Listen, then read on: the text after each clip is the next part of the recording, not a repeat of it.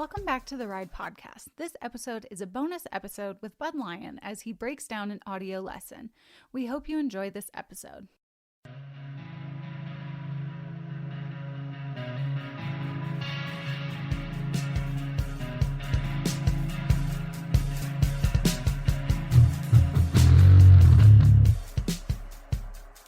Okay, now we're going to talk a little bit about ranch riding, tack, and equipment.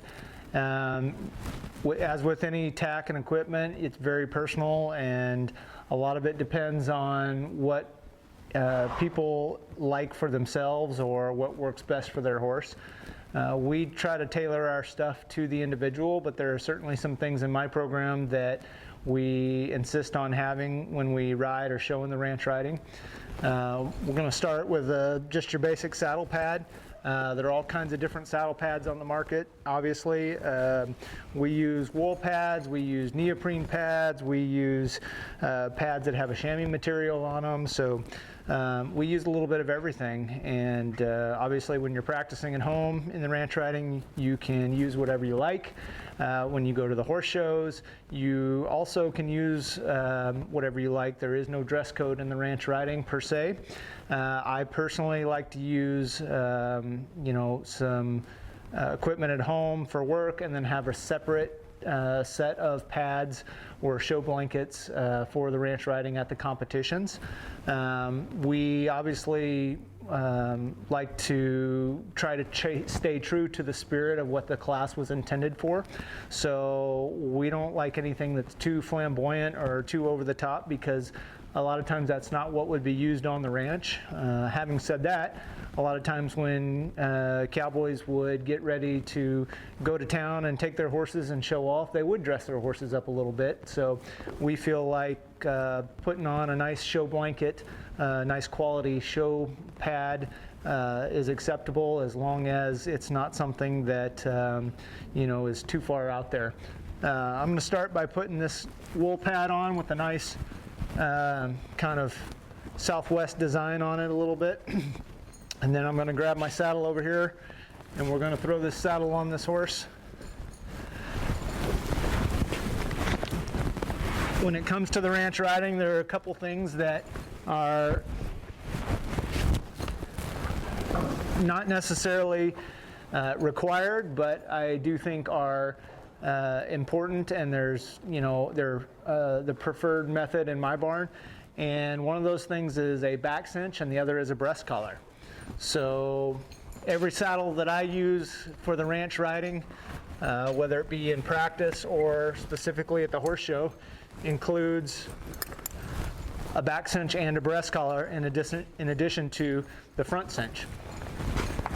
Again, there's no rule in the AQHA rule book that says you must have one of these things, and there are probably people out there who don't prefer those things, who don't find a use for them. I personally grew up on the West Coast, and we used a lot of back cinches and breast collars in my upbringing, so it's just something that's become a habit over time for me. It's something that I find a lot of use for, and something that we prefer to use.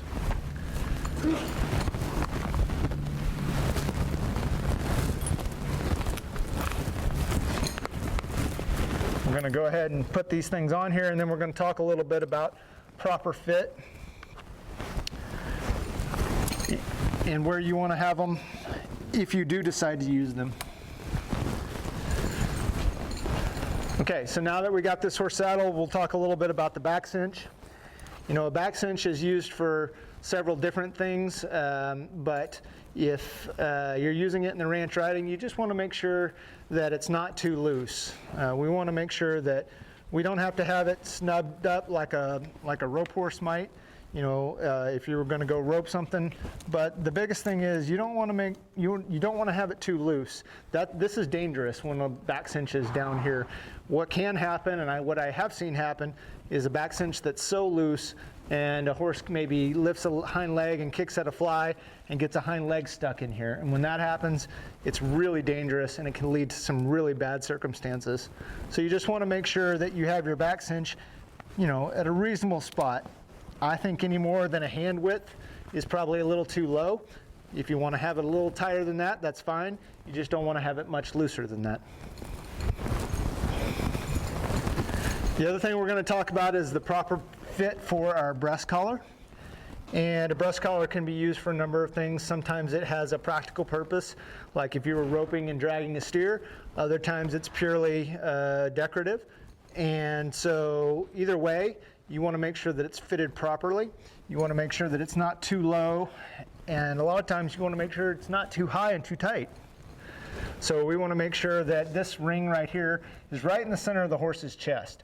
We don't need it to be way down here, and we don't need it to be way up here on his neck that blocks him from using his neck.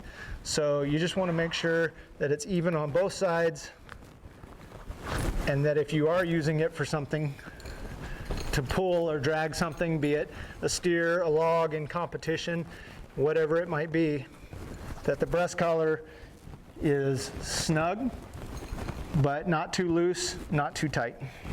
Some things that are just personal preference for me. One thing in particular, when you have a breast collar like this, sometimes the shoulder straps are made a little longer, and that's so that you can adjust them for a narrow or wide-chested horse. That's obviously really important, but what I find a lot of times is that when you have a tail that's maybe as long as this particular one is, when you're using your reins or your romels or whatnot, then your reins can get stuck down in between your breast collar and your strap here. And while it might not be dangerous per se, it can be kind of an annoyance. It is for me, I know, sometimes. So what I like to do to alleviate that is just take this shoulder strap and tuck it in right there to that small D-ring that connects to the breast collar, so that even if it flaps, it's not making a distraction, and it prevents my reins from getting caught in there and getting hung up. That way I can use my hand freely and do what I need to do with it. Another thing we like to do is with our latigo here, when you put your latigo up here in the keeper, maybe when it's first new, it'll stay in place pretty good. Sometimes eventually over time this keeper starts to get kind of worn out, or the leather might get a little stretched right there, and as you ride around it allows for your latigo to work itself out and kind of flop around like that and fall down. When it's like that, this prevents a little bit of security or a danger issue, because a horse can step on it and trip, which can lead to some bad things. So what we like to do is, if we feel there's any doubt about it, instead of going through the front of the keeper like that, what we'll do is we'll come up through the keeper and we'll just double it over like that and come back through. That way, as you ride, it's more likely to tighten down here than it is to flop out. Another thing that I've seen people do is they'll turn it this direction so that the smooth side of the latigo faces out away from the saddle, and that is essentially the same concept and for the same purpose, which is just to prevent the latigo from working itself out, dragging down, having a horse step on it, trip, fall, something like that. One question that I get a lot of about the ranch riding is silver and what's acceptable, what's not.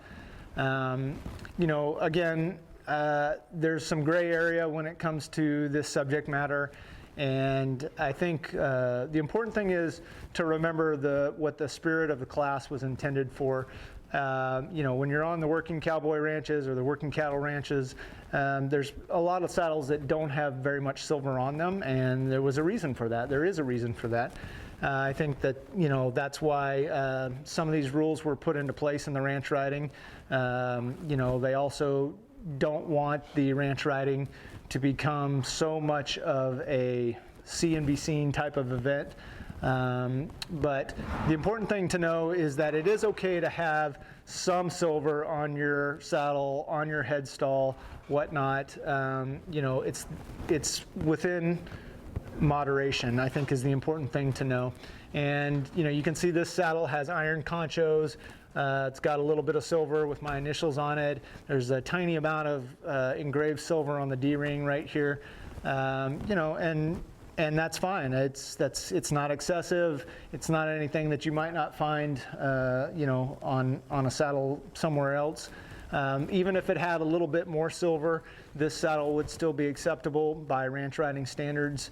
And the same applies to a headstall. You are allowed to have some silver on there as long as it's, within moderation and within keeping of the spirit of the class.